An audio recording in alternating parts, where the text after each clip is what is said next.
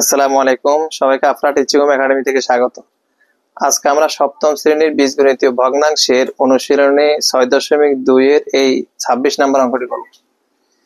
দেখো, এই অঙ্কটিকে সরল করতে বলছে। এখানে আমরা দেখো সরল করলে এটার লসাগু হবে XYZ।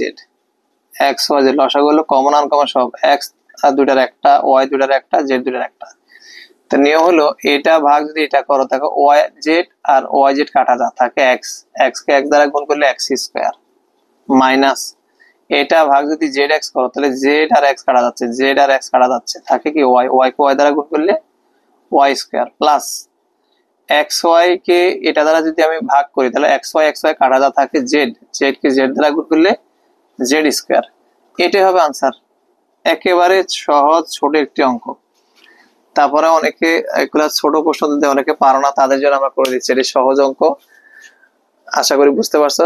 আজকে এ পর্যন্ত, অন্যদিন অন্য কোনো অঙ্ক নিয়ে হাজির হবো। ততক্ষণ ভালো থাকো।